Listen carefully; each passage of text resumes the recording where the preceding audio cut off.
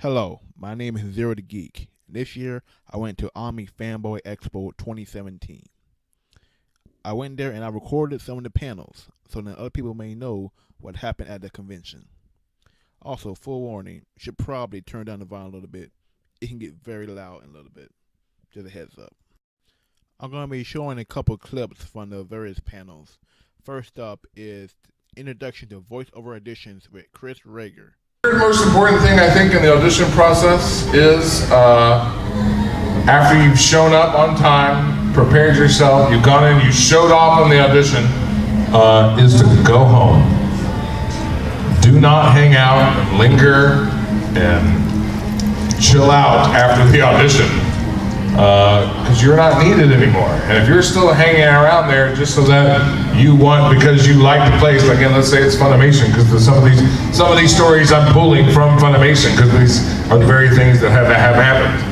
As people hang out, they want to take selfies next to the big metal owl from Full Metal Alchemist. And then there's the voice maker panel with Paul St. Peter. That'll be easy for me. I'll go ahead and do this dialect. That won't be any problem. But they wanted it to be a little different because they're gangsters. I thought, oh, I'll give them something. Now this is a voice I created on the spot based on two things I know how to do already. The dialect and a certain character that maybe you know about. Your godfather. Okay. So I decided I was going to be the godfather, but I was going to be a godfather from down south. You hear how I did that? I put two elements together and created a new character voice. Probably the only time in history that anybody ever did Marlon Brando as a Southerner. And up next, we have An Evening with Mr. Satan and Boo by Chris Traeger and Josh Martin. Or he was previously, I think maybe he took off or whatever, but They were rehearsing for the Who's Line taping the night after, and that's what they do. They come every Thursday to open mic night and run their stuff. They run their stuff, and then, so they're warmed up and ready to go for the taping, right? And so we performed after that, and you got asked to come back the next week and perform again.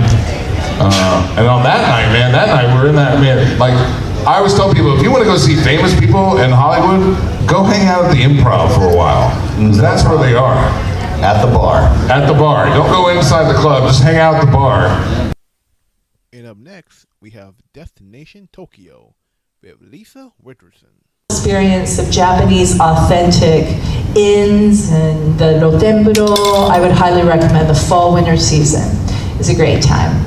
Now this is kind of, this is another form of restaurant. This is my favorite style of restaurant in Japan. It's called the izakaya, which is very similar, like a tapas-style restaurant. It's incredibly important for the Japanese culture because a lot of businessmen do entertaining here.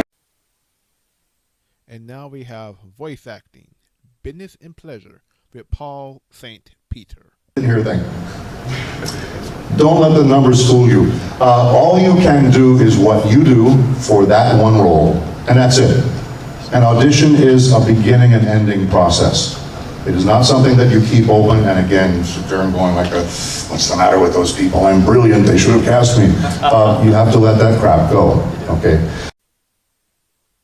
And it's also voice performer with Paul St. Peter, where the people who volunteered during Voice Maker come up and try to do some voice acting. It's the best prop.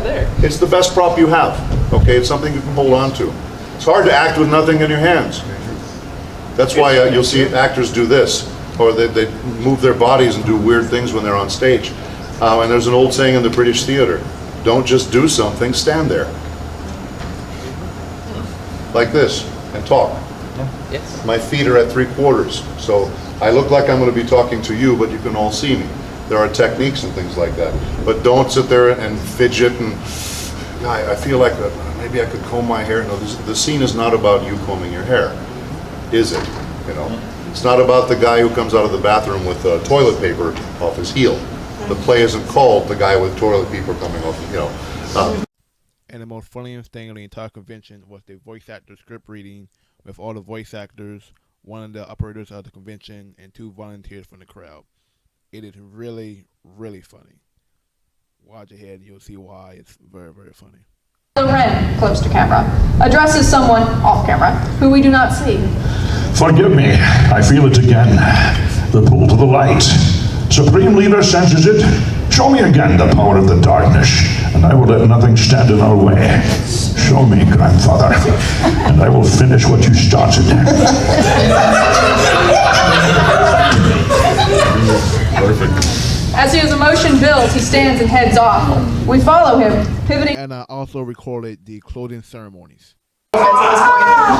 So for everybody that came out, obviously we would, as Faxa said, not have been able to have a convention without any of you. You are the ones that we do this for. We were all fans, we were all been in your shoes, and then we decided to be crazy and make a thing. So thank you all for coming out, for supporting all of us, for the cosplayers that have come out with their amazing creations, and our judges that were just outstanding. Alright, and that's basically what's coming up for this channel.